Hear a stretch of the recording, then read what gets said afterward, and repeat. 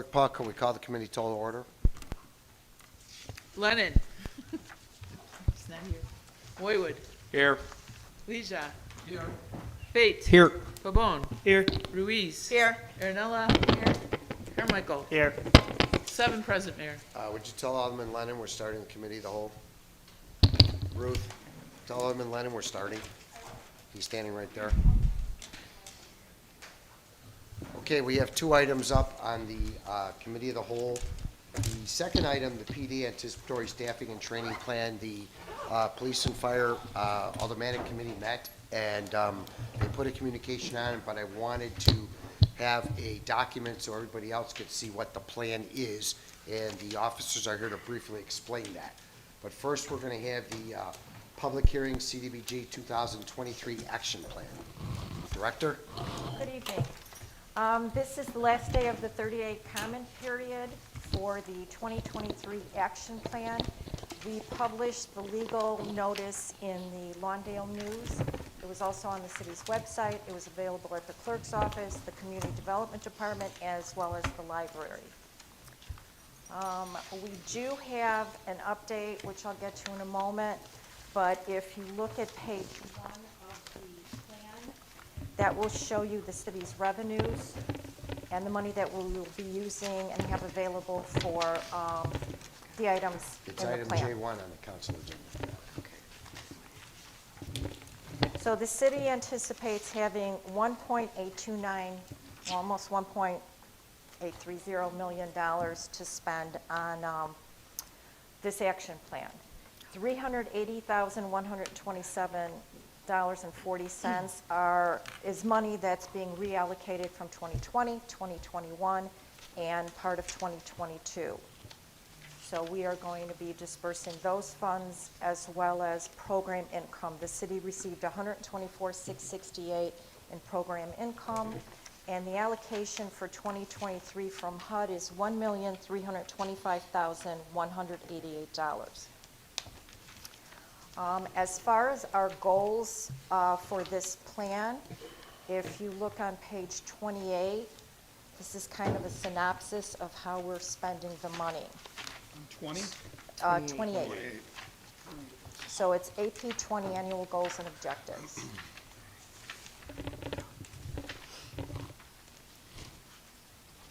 Okay, so $135,000 is going to be set aside for single-family rehab. We currently have $145,000 in 2022 money that we haven't spent, as well as roughly $75,000 in 2020 that we're still working on, or 2021, I'm sorry, working on spending. Public improvements and facilities, we have $1.257,496.40. That's going to cover sewers, sidewalks, and street improvements.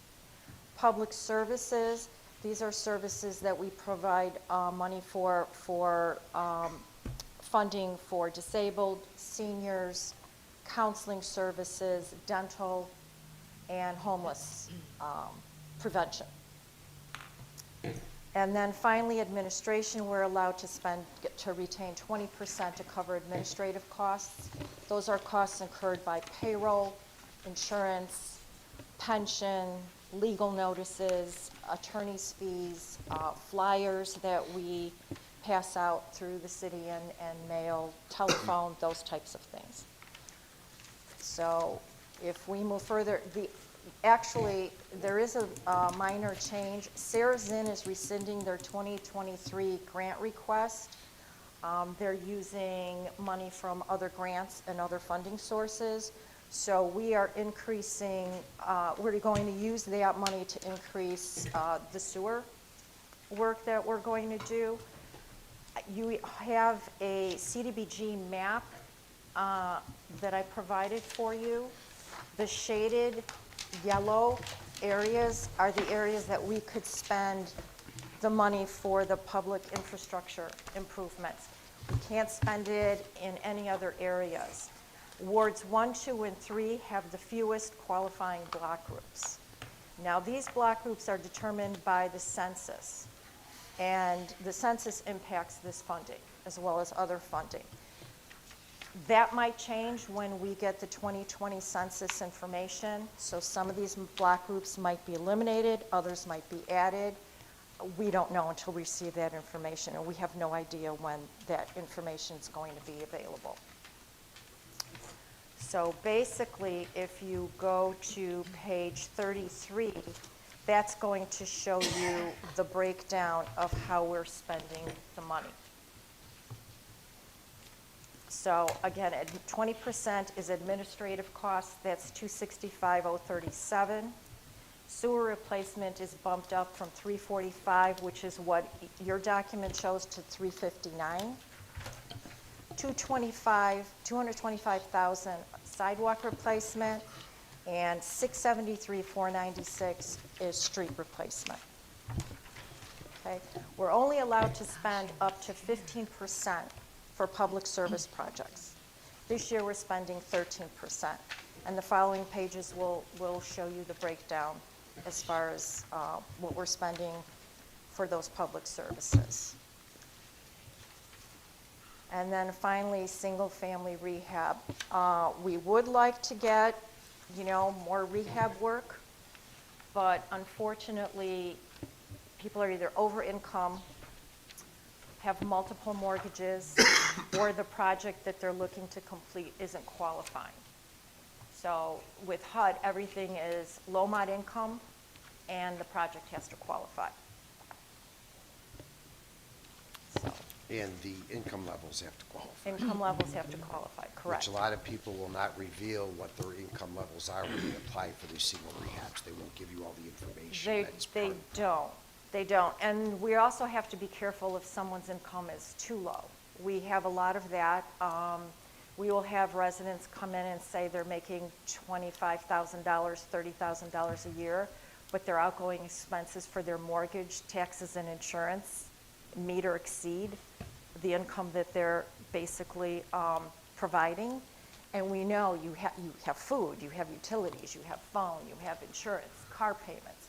And so we have to look at that and say, the numbers just don't work. And just so everybody understands, CDBG funds part of our services for our senior services. That's why they have to check income levels, because we've been getting calls from seniors saying they say my income's too high. That's because it's got to abide by the CDBG HUD guidelines. That's the problem. So we don't have separate funds from our We general do, fund? we do. They only cover a portion of the senior services. Does anybody have any questions? So could you go over that again? What was the sewer amount? The sewer amount was $345,000, and we added the money that we had set aside for Sarah's Inn, the $14,000, and we added it to that. Oh, So we're at $359,000. that can only be in the areas. It can only be in the low mod income level census tract areas, yes, and block groups. Okay, any other questions? Regina, for these, I'm going to call them special services, but I'm really pointing towards the nonprofit organizations that we have in here. How are they selected for funding? And then how, like these scholarships, how are those paid out? Who actually oversees that process? Well, they're called scholarships, but we only cover staff salaries. Okay, so they apply, the social service agencies, public service agencies apply, and we, CDBG, our community development, will review the applications, forward them to community relations and the mayor's office, and it's kind of a combined effort on, they're requesting this much, how much should we give them, because we can't exceed the 15% cap. So when we cover, let's say, for example, West Suburban Special Rec Day Camp, okay, it's a scholarship, but if you read it further, it says we will cover the staff salaries providing those services, because that's the easiest way to verify, what's being spent. Okay, and what about places like Sarah's Inn, and is this an open process, like different organizations get to apply annually for this, so that it's? They can apply, yes, any organization Because I've can never apply. noticed the call for action to apply for this. Where is that normally? We published a promoted? needs assessment, and the application information was, I believe it was, we invited public comment for the action plan. Okay, so here.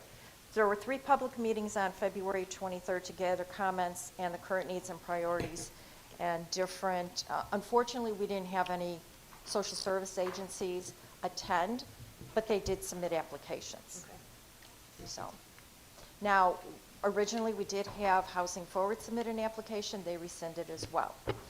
CDBG cannot cover shelter.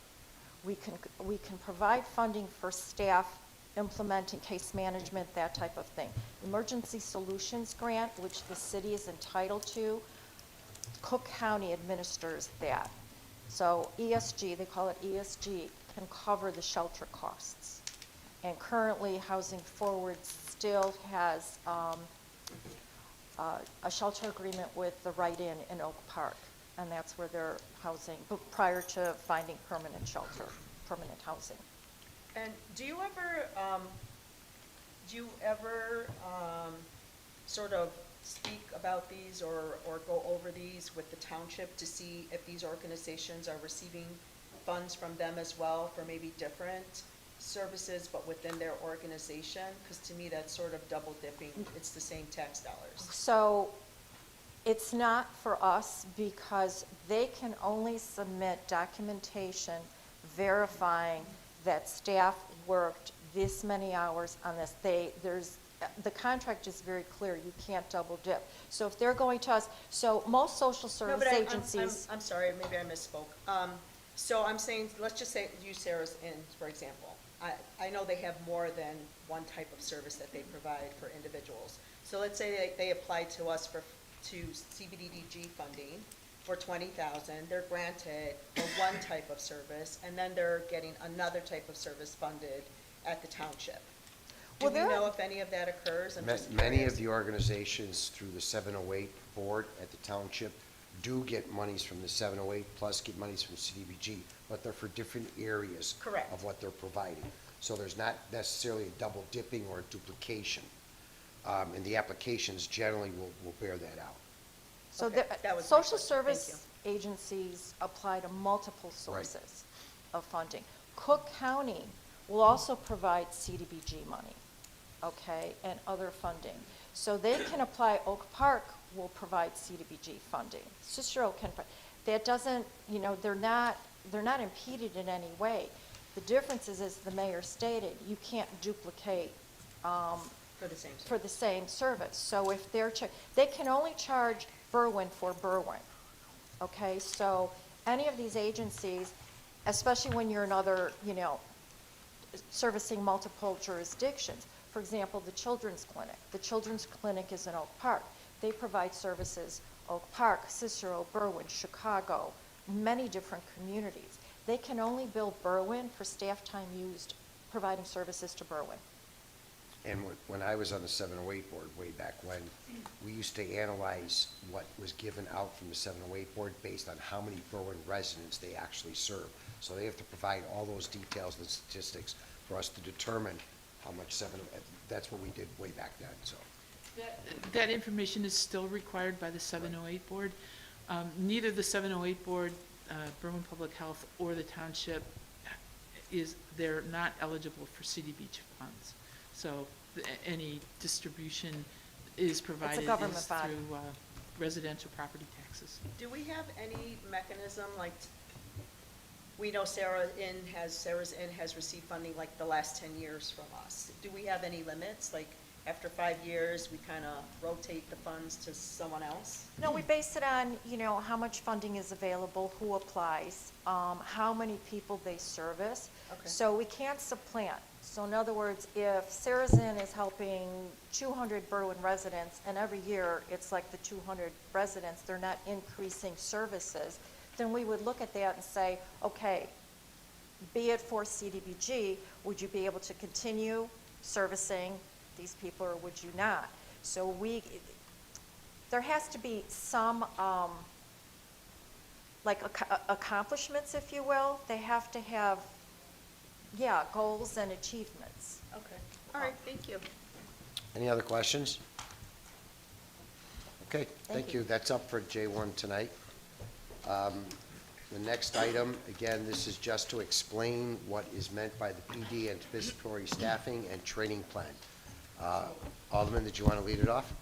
Yes, so in your packet, you have a detailed explanation of what this is and also a PowerPoint program in there. So I do want to first point out on the explanation, the 23-25 anticipatory staffing plan page, under plan phase 1, the third PowerPoint, we have to change the date there. I just want to make you aware of the date change is wrong. 8/15/2022, it should be 8/15/2023. And other than that, if anyone has any questions about anything you went through, we have some of the commanders here who may be able to answer. So to understand the problem, part of the problem is we are fully staffed. Unfortunately, some of our surrounding communities, for example, Oak Park's 30 officers down, Cicero's not staffed completely, which results in a lot of calls for cooperation from our police department. What basically happens, though, if guys are retiring, once they retire, for us to get people in the academy for either a new probationary officer, that's why we went to the lateral program, because they don't have to go to the academy.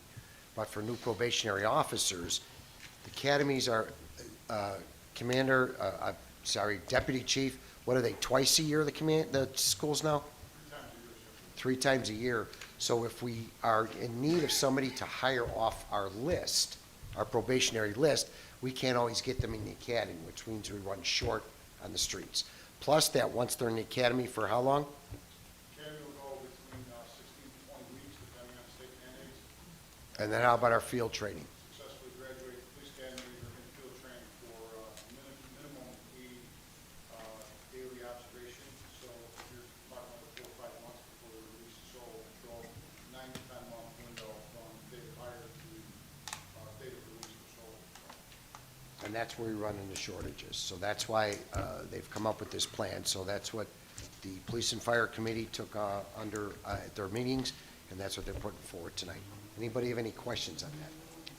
So what are the chances, so you're proposing they go to training while they're on our wait list? Am I understanding that correctly? No, they actually be hired. A new applicant has to be hired, registered with the state in order to be enrolled in the police academy.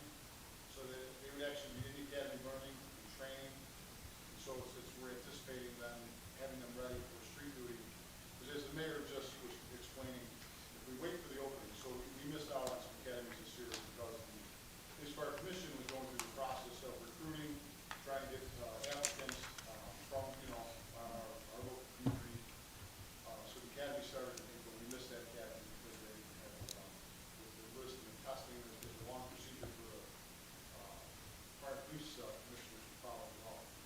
So now they have established a list, and the academy actually starts August. So there's a deadline date of reserving the seats by July 21st, and the academy has a power test to get in, and the academy will start in August. So those officers won't graduate the academy until potentially the end of December, and then start field training. By that time, all these candidates that they just did testing on and they have on their eligibility list are being cherry-picked by other departments to be hired. So oftentimes the commissioner will call them and want to make somebody a conditional offer of employment, but they've already selected employment elsewhere. Ironically, I know the mayor just mentioned Oak Park, and a couple of their officers were in our station today. They were looking at the new list, and they recognized at least 3 officers on our list that are on their list because these young applicants are just graduating college and testing them all for departments. So it's kind of a struggle for the same qualified applicants. So if they get called, of course, they want to be law enforcement officers. So if they get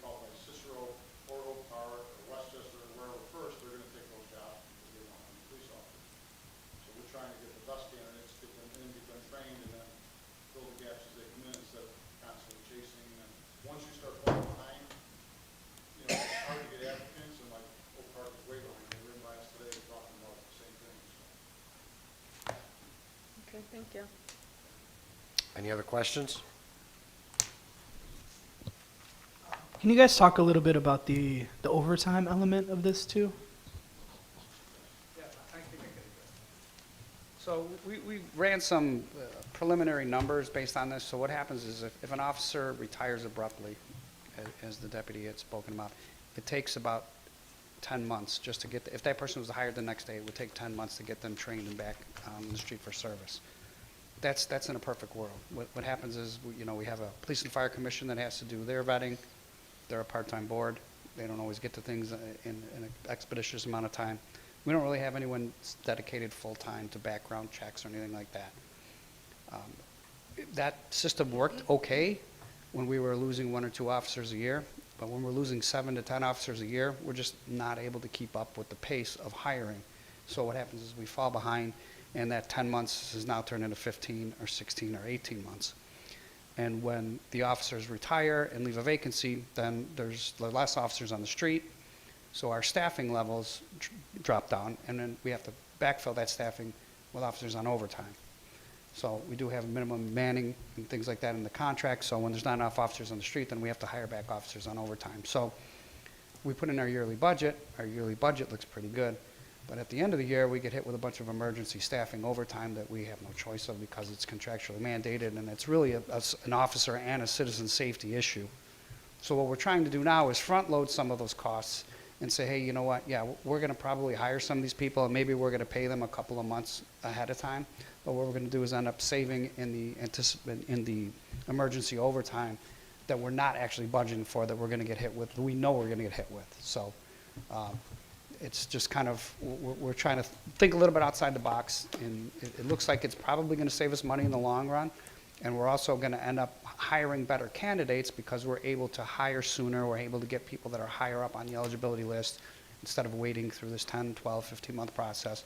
And as the deputy said, sometimes now those officers have been hired by other departments that maybe have a little bit better of a system to get people hired and make reservations in these academies, and they know for sure that they can give these people these job offers. For instance, now we want to give somebody a job offer within the next couple of weeks, but we're really not going to hire them until the end of August. But we need to make that firm offer now. We need to know that we can start the process. Send them for the psychological testing, that costs money. Send them for the medical testing, that costs money. And then make the reservation for the police academy, and that's going to cost money. So we're going to make these, all these expenses and investments in these people, and then we get to August and they're hired somewhere else. We're losing money there as well. And that's another unbudgeted cost. So we're trying to do all this up front and kind of wrap our arms around some of the costs in the budgeted side rather than on the emergency side, and then also just capture these better candidates. So And that's as what the Deputy program's all Mayor about. said, that we can't send them to the academy unless they're already hired in a department. That's all across the state of Illinois. So they have to be hired in order to get to the academy. So, Any other yes. questions? So yeah, that's the program in a nutshell. The Police and Fire Commission got together with us, and their idea to try to expedite the process, to start the process a little sooner without making these firm offers. Of course, it's going to kind of hit us on the budget side. But when we looked at the numbers, hiring a brand new officer at a probationary pay is a lot cheaper than hiring a veteran officer back at overtime pay. So based on how the program's administered, it should save us money in the long run. Okay. No other questions? Okay, I have nothing else for Committee of the Whole. So I'd ask for a motion to adjourn. Motion. Second. Ruiz by Lennon. All those in favor? Aye. Opposed? You guys have it. See you back at 8 o'clock.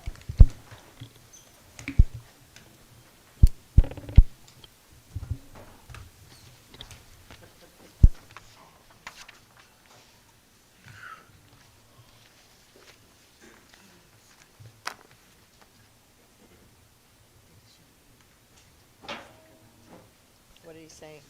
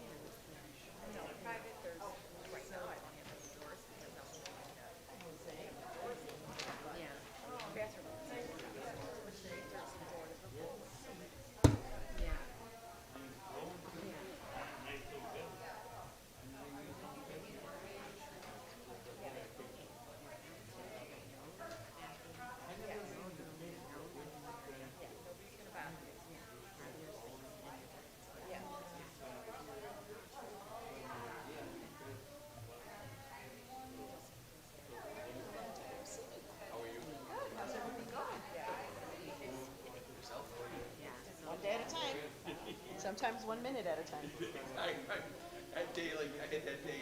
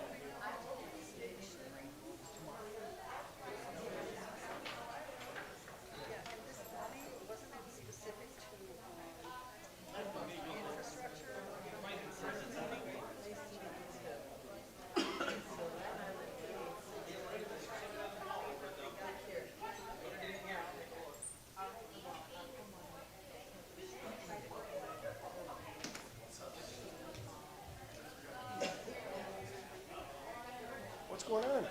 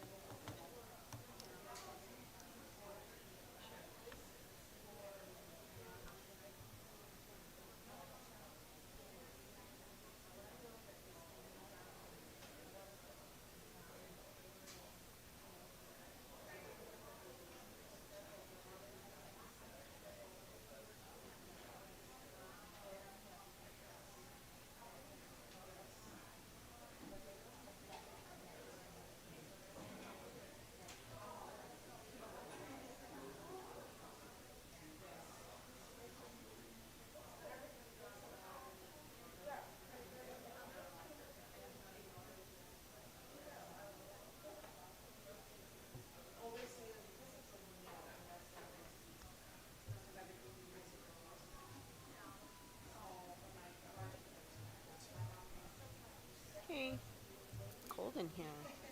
You got, what's on the top? Bob's thing for the sidewalks. Yep. Oh.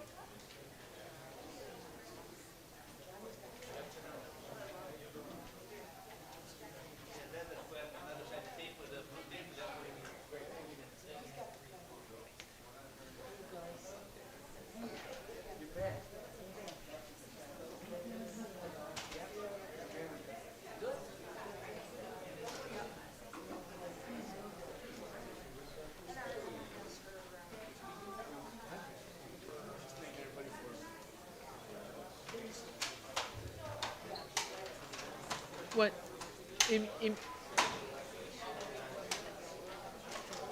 I don't know what that is. We haven't talked about it.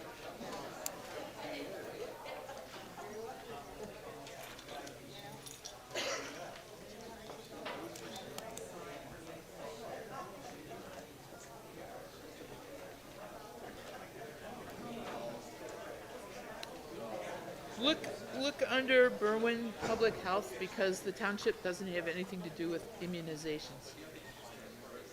So sometimes that might affect your search. Yeah. Hi, how are you?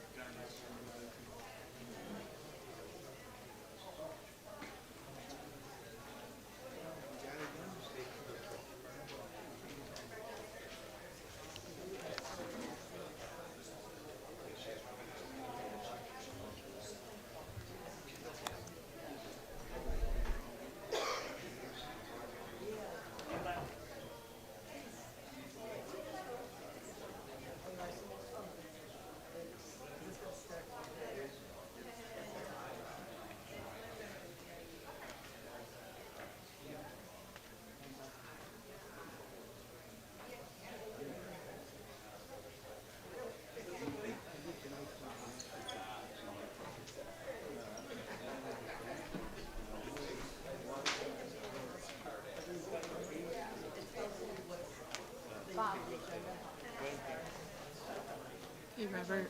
Good.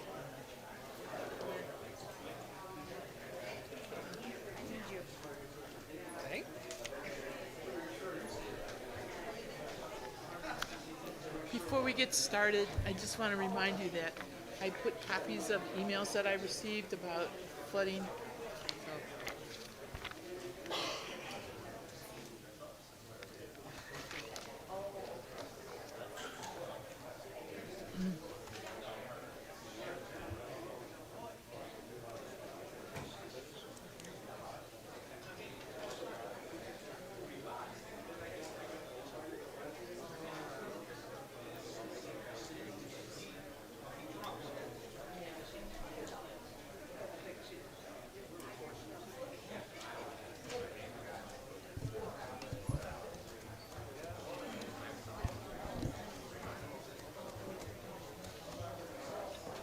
Clerk Paul, can we call the council meeting to order, please? Lennon? Here. Roywood? Here. Leisha? Here. Fate? Here. Pabon? Here. Ruiz? Here. Aaronella? Here. Carmichael? Here. 8 present, Mayor. Can we all rise for the Pledge of Allegiance and please remain standing?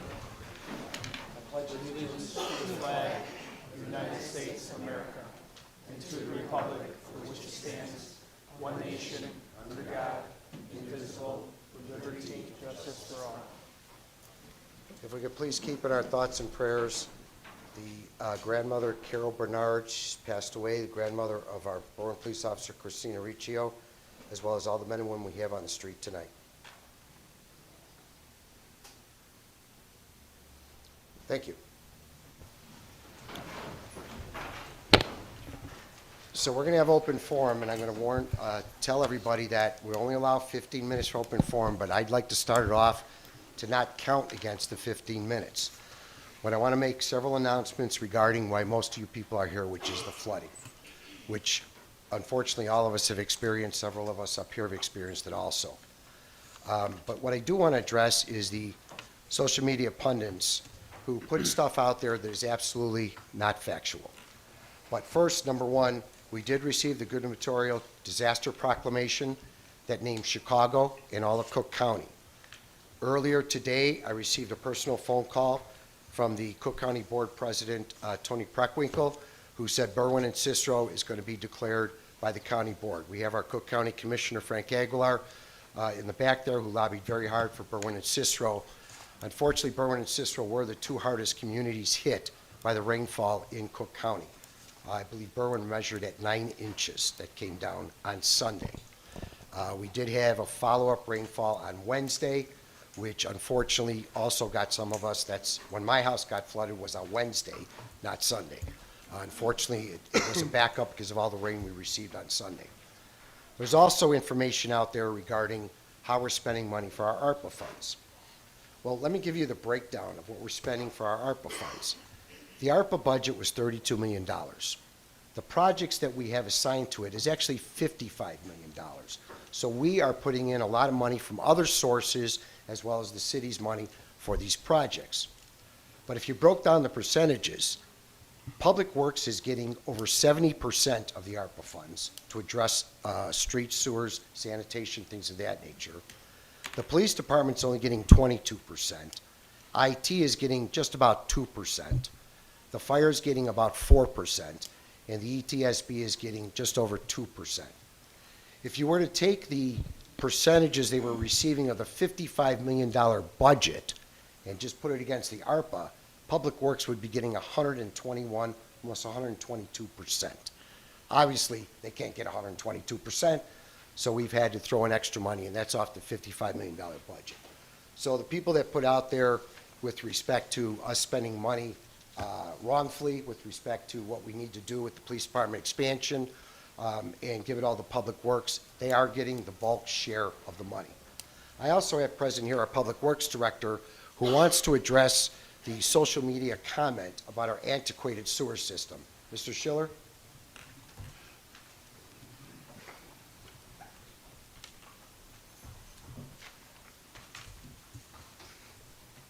Good evening.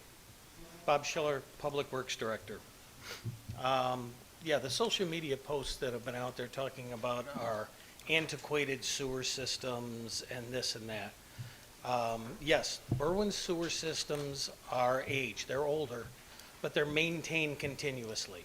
We do maintenance on the sewer system daily.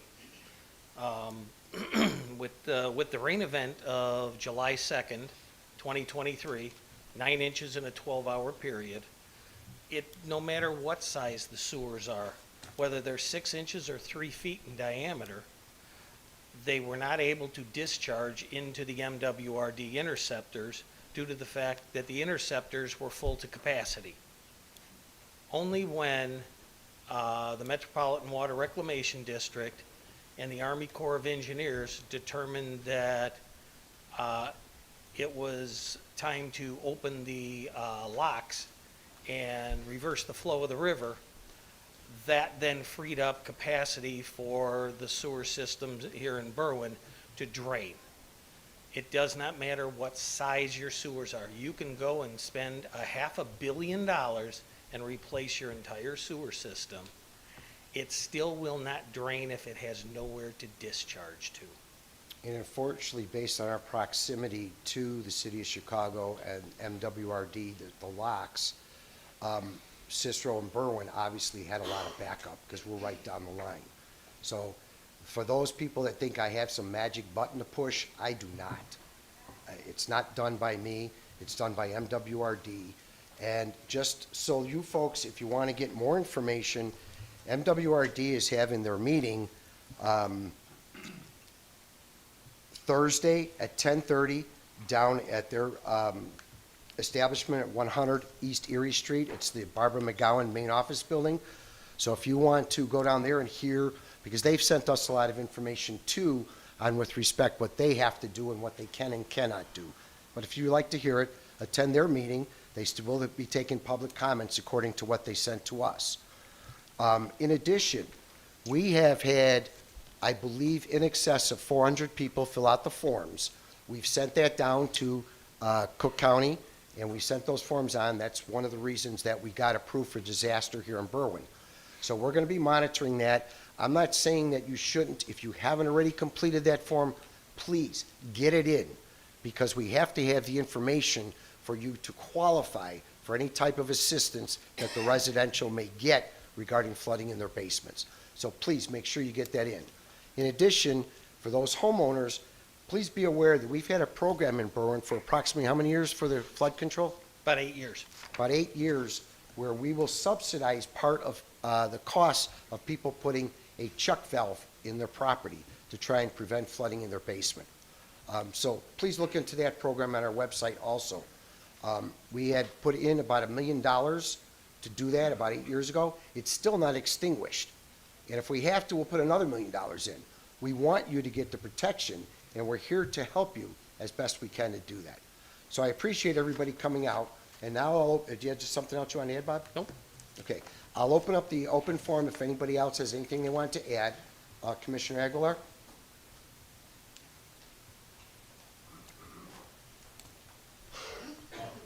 Thank you, Mayor, and thank you, Council. And I just want to extend my thank you to Tony Poprico and the Governor. Like the Superintendent said, this is not a Berwyn problem.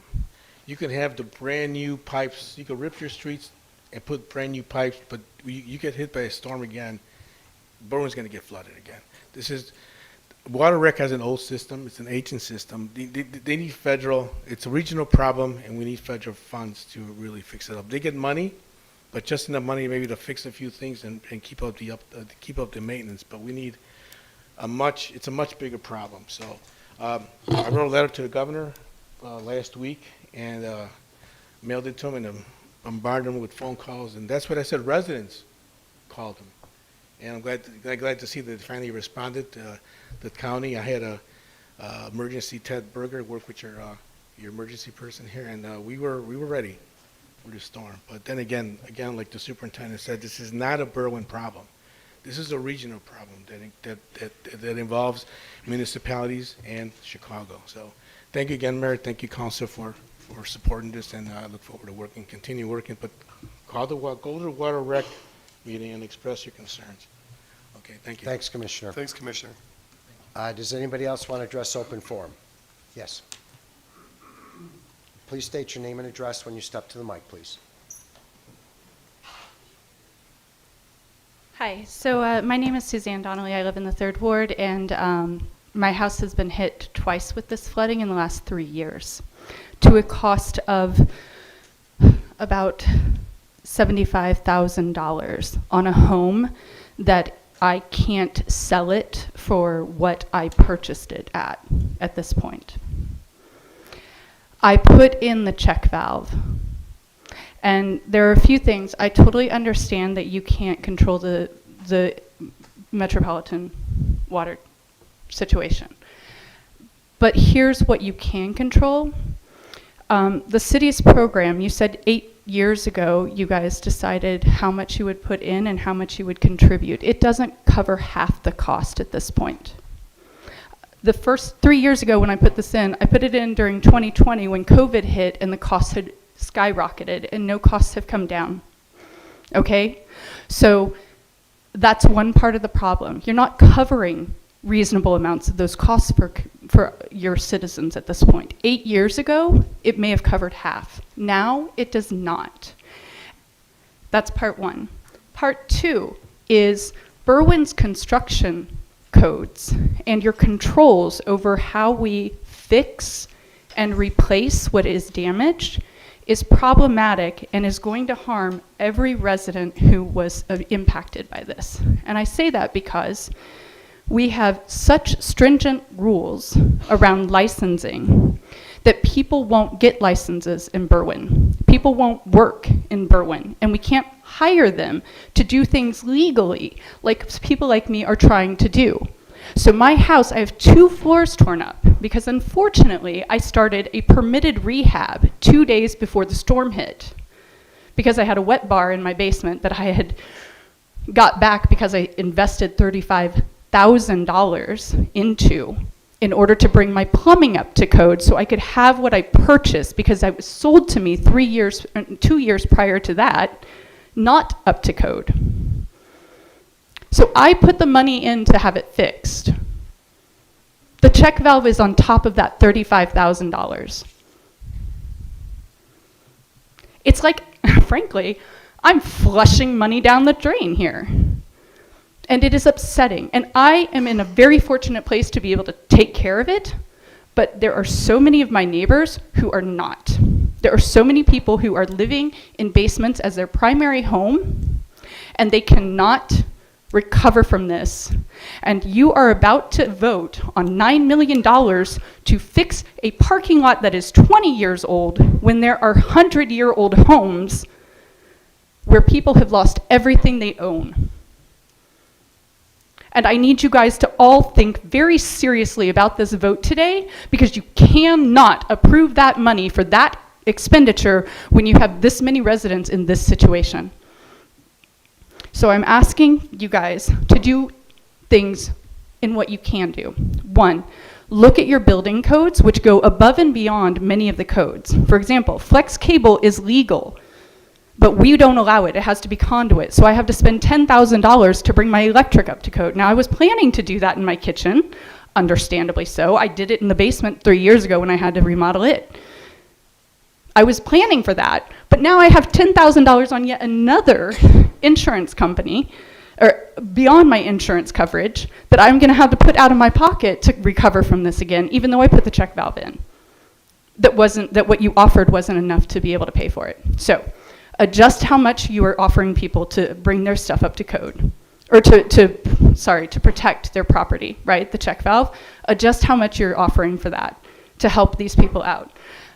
Adjust your standards on your Berwyn licenses. We have Berwyn residents who do not have licenses to work in Berwyn, but do have them to work in other communities, and you won't respect those licenses from Oak Park or LaGrange or Brookfield. You will only allow them to be Berwyn licensed. So our own residents can't work in our own community, and as a result, the pool for who you can get to repair is like minuscule. We're already looking at a month and a half out to get repairs. Do you want to live in like ripped up home for a month and a half? For these people that is their only home because they live in a basement apartment? I don't think this is fair, and I think we need to address those things, because those are the things that this council can actually have an impact on. Okay, thank you. Thank you. If you obtain a list from the city collector's office, we have about a 20-page list of contractors who are licensed, and they update it all the time, so you can always obtain that list. Anybody else want to speak at open forum? Yes.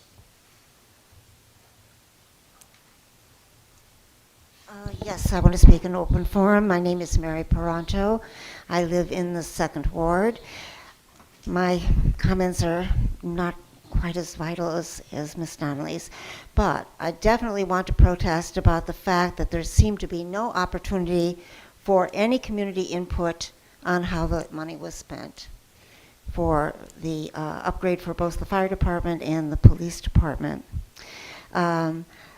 I guess I wondered as I did go through the full packet, and I looked to see what everybody was bidding on, and I wondered how much of what is being put in, how much of that are actual needs and how much is being done because the money is there and it would be really nice for it to happen.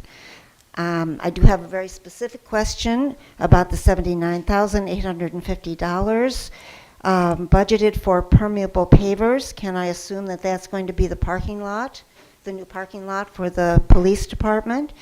It doesn't say.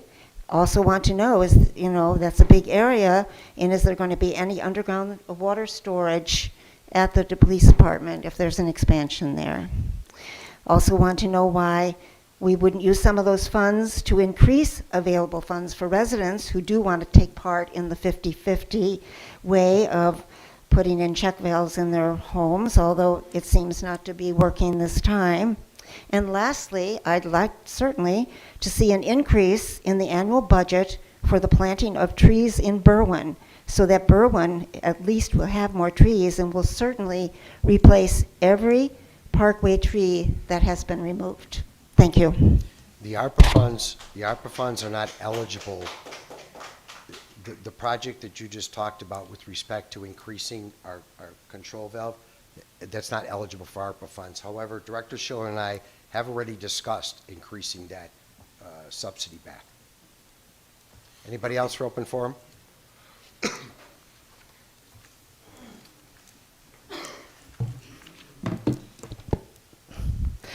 My name is Cynthia Brito. I am a new homeowner in the 8th Ward. I'm also a doctoral student in urban planning and policy at UAC, and I'm the advisor to the Revolutionary Youth Action League, which is a youth-run organization that centers Black, Indigenous, youth of color, and the issues that affect them. Last year, Royal, which is the organization I just mentioned, worked with climate scientists to understand the effects of accelerated climate change on the communities in this area. We know for a fact that climate disasters do and will affect Latinx and Black communities the most. I am here today to speak to you on the recent flooding that happened on July 2nd and July 3rd. My home flooded both of these times, and we sustained substantial damage to our flooring and furniture. We also have 2 small children, 3 and 5, and now are extremely worried about mold growth and water damage to our home. I cannot even imagine how devastating this has been to families that live in garden units that have lost everything. The reality is that extreme weather events like these will be the new normal for our area. The hottest day to ever be recorded by humans on the planet happened right after the floods on July 4th. I am here to demand that you all, the Berwyn City Council, center the health and well-being of families and completely and drastically update the infrastructure of the city. Berwyn is using millions of dollars of ARPA funds to repave a police parking lot. 22% of ARPA funds, which was your correction, is still too much, especially given the fact that families in our community have lost everything. They should be the priority. I ask that you all vote no on all the contracts until there is climate-ready infrastructure that is invested in. We need to rebuild the water and sewer systems, not just maintenance of aged sewer systems, and create green initiatives to prevent the disasters that are coming. I hear, I think it was a commissioner say that this is not a Berwyn problem. Of course it's a Berwyn problem. Of course it's a Berwyn problem. And I think that it's a lie when we pretend that we don't have the power and accountability to make the needed changes to make sure that our families are safe in this area and just kick it off to the federal government and put it all on them. No, we don't need to wait from, there are things that we can do now locally to protect the families in this area. And it is true that, and to be honest, all I have seen the police do in this area is set up checkpoints where they are making more revenue off the back of already struggling Berwyn residents. So I am asking that you immediately take local relief efforts seriously and not wait for federal funding and push it off and try to take our accountability, our responsibility away as a local city council by saying that it's a federal government issue. Okay, thank you. That young lady had her hand up in the back. This will be our last comment for the open forum. I really just have a question. Hi, Josephine Speck, 3rd Ward. I've been here for 31 years, and I had no flooding ever until they did the streets, and I was just wondering, like, what changed? What's the difference? What happened from, you know, for the last, after they fixed our streets and changed our streets and changed the sewers? Like, I don't understand. Like, what happened? What was? I would ask if you stick around after the meeting, Director Schiller Yeah, can talk to you, okay. I'd be see if there happy was to. some connection. Thank you. Okay, thank you. All right, can we move on then to item C1, please? That was the last comment. We have 15 minutes, sir. I'm sorry? That was one of the questions? I think she had a question. Questions or comments too at the open forum, sir. But I'll talk to you after the meeting if you stick around, okay? Item C1, please. Item C1 are the minutes of the regular meeting of June 27th, 2023. I'll make a motion to approve the regular city council meeting minutes of June 27th, 2023. Second. Motion by Lennon, seconded by Fate to approve the minutes of the June 27th meeting. All those in favor? Aye. Opposed? The ayes have it. Item D1, please. Item D1 is a communication regarding award of the trade contracts for the North Firehouse Garage Addition, Police Department Dispatch Expansion, and Police Department Parking Lot. I will make a motion to approve and the aforementioned bids, quotes to the aforementioned companies totaling $9,331,313, and authorize city administration to enter contracts with them for North Firehouse Garage Addition, Police Department Dispatch Expansion, and Police Department Parking Lot projects. Second. Motion by Lennon, seconded by Leja to approve the bids as presented, totaling $9,331,313 for the projects as announced, for projects that have been discussed for the last year. All those in favor on the call of the roll? Lennon? Aye. Roywood? Aye. Leisure? Aye. Fate? Aye. Pabon? Nay. Ruiz? Nay. Aaronella, Aye. Carmichael. No. 5 ayes, 3 nays, Mayor. Motion carried. Item D2, please. Item D2 is a communication from the Public Works Director regarding recommendation to award the CDBG Project Year 2022 CDBG and 2023 Cost Shared Sidewalk Program. I'd like to make a motion to concur with Director Schiller's recommendation for pay year 2022 CDBG and 2023 cost-shared sidewalk replacement projects to the lowest qualified bidder, J. Nardulli Concrete, with the bid amount of $404,755 plus a 5% contingency. Total construction project not to exceed $424,995. Second. Motion by Ruiz, seconded by Fate, to concur with Director Schiller and award the Project Year 2022 CDBG and 2023 Cost Shared Sidewalk Program to the low bidder, J. Nardulli Concrete, for a total bid amount of $424,995. All those in favor? On the call to roll. Lennon? Aye. Roywood? Aye. Leisure? Aye. Fate? Aye. Pabon? Aye. Ruiz? Aye. Aaronella? Aye. Carmichael? Aye. 8 ayes, Mayor. Motion carried. Item F1, please.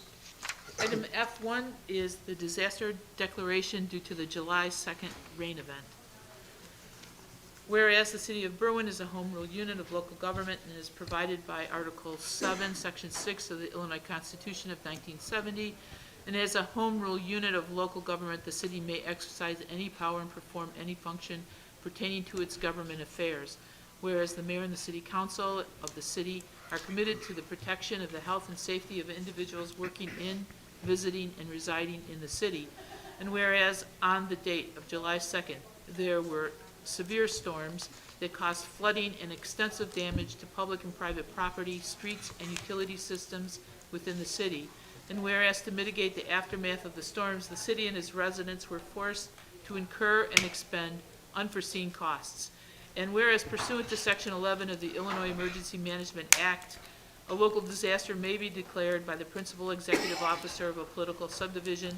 And whereas the city adopted and revised City of Berwyn Emergency Operations Plan that, among other things, requires the mayor to ensure that disaster response and recovery operations are effective. And whereas the city has adopted and revised Chapter 240 of the ordinances of the City of Berwyn, and whereas Chapter 240, Section 240.1 through 240.12 of the City Code provides that the coordinator of the City Emergency Management Agency shall have direct responsibility for organization, administration, training, and operation of EMA, Emergency Management Agency, subject to the direction and control of the mayor. And whereas in accordance with the provisions of the Act, the plan, and the city code to preserve the health, safety, morals, and welfare of the public and to protect private and public property, I hereby declare that a disaster occurred in the city on July 2nd, 2023, the effects of which are estimated to continue for an unforeseeable number of days into the future. And whereas this proclamation shall activate the plan and shall authorize the city to request, apply for, and accept aid and assistance necessary to carry out the plan and assist the city and its residents with the costs incurred as a result of the storm. And now therefore, based on the foregoing, I, Robert J. Lavero, Mayor of the city, do hereby proclaim that a disaster as defined in the Act occurred in the city on July 2nd, 2023 as a result of the storms and are expected to be felt for an unforeseeable number of days to the future. Dated July 11th, 2023. I'll make a motion to adopt the proclamation, affix the necessary signatures, and send it on its way to passage. Second. Motion by Lennon, seconded by Pabon, to adopt the proclamation, affix necessary signatures, place on its way to passage. All those in favor? Aye. Opposed? The ayes have it. Item I1, please. Item I1 is a communication from Alderman Leisure regarding anticipatory staffing plan. I move that we concur with the Fire and Police Committee's recommendation to approve the attached anticipatory staffing and training plan for the Berwyn Police Department. Second. Motion by Leja, seconded by Roywood, to concur with the recommendation from the Fire and Police Aldermanic Committee to approve the attached plan for the Berwyn Police Department for anticipatory staffing and training plan. All those in favor? Aye. Opposed? The ayes have it. Item I2, please. Item I2 is a communication from Alderman Leisure regarding handicap parking space at 2517 Kenilworth. I move that the city council concur with my recommendation to override the denial of the parking space and award the handicap parking space to Mr. Sanchez at 2517 Kenilworth. Second. Motion by Leja, seconded by Fate, to override the denial of the handicap spot at 2517 Kenilworth and approve. All those in favor? Aye. Opposed? The ayes have it. Item I3, please. I3 is a communication from Alderman Aaronella regarding override of the ordinance and approve the block front yard sale for the 2200 block of, oops, I forget, Grove. Sorry. I move that we approve the front yard sale at the 2200 block of Grove. This is a yard sale that has happened for previous years, and there's been other blocks that have had these front yard sales, so I will be looking into maybe redoing the ordinance on that. Second. Motion by Aaronella, seconded by Carmichael, to approve the front yard block yard sale for 2200 block of Grove for August 26th and 27th. All those in favor? Aye. Opposed? The ayes have it. Item I4, please. I4 is a communication from the Fire and Police Commission. I move that we accept this communication from the Fire and Police Commission certifying Veseth Wyatt as the next eligible candidate from the lateral eligibility list as informational. Second. Motion by Leja, seconded by Leonard, to consider the communication from the Fire and Police Commissioner for the appointment of Wyatt Veseth to the Police Department. All those in favor? Aye. Opposed? The ayes have it. Item J1, please. Item J1 is a communication from the CDBG Director, Regina Mendocino, with a resolution to adopt the 2023 CDBG plan. Be my motion to adopt resolution approving the City of Berwyn's annual action plan for program year 2023 for community block grant funds and authorize and submit the same to United States Department of Housing and Urban Development, HUD. Adopt the resolution, authorities fix the signatures and place on its way to passage. Second. Motion by Fate, second by Ruiz, to adopt the resolution for the program year 2023 CDBG funds, fix the necessary signatures, place on its way to passage, and forward the signed resolution to the Department of HUD. All those in favor, on the call of the roll. Lennon? Aye. Roywood? Aye. Leisure? Aye. Fate? Aye. Pabon? Aye. Ruiz? Aye. Aaronella? Aye. Carmichael? Aye. 8 ayes, Mayor. Motion carried. The consent agenda. I'll make a motion to approve the consent agenda as presented. Second. Motion by Lennon, seconded by Roywood, to approve the consent agenda as presented. All those in favor? Aye. Opposed? The ayes have it. Aldermanic committee meetings. Alderman Lennon. Call it a chair. Alderman Roywood. Call the chair. Alderman Leisure. Call of the chair. Alderman Fate. Call the chair. Alderman Pabon. We have a fifth ward meeting happening on Tuesday, July 18th, 6 p.m. at Het Park Studio. That's 19th and Highland.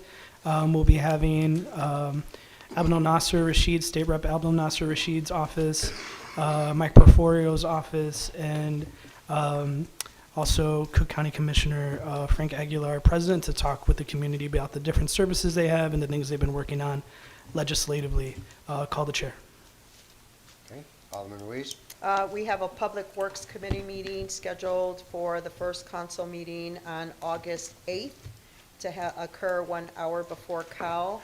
I also would like to invite everyone to my first pop-up event. I'll be doing a pop-up series of events over the next 5 weeks. The first one is this Friday on 16th and Wesley. I am partnering with the Officer Macias from the Berwyn Police Department and others, and our theme is summer safety. So come out, get a popsicle, get some summer safety tips, and we'll have lots of other giveaways in regards to summer safety. That is taking place this Friday from 12 to 1:30 p.m. Alderman Aaronella. Call the chair. Alderman Carmichael. Next Monday, July 17th at 6 p.m. in council chambers right here, we'll be having an outreach and communication committee meeting to discuss the communication response for the flood. Call the chair and motion to adjourn. Second. Motion to adjourn by Carmichael, seconded by Lennon. All those in favor? Aye. Opposed? The ayes have it. Thank you.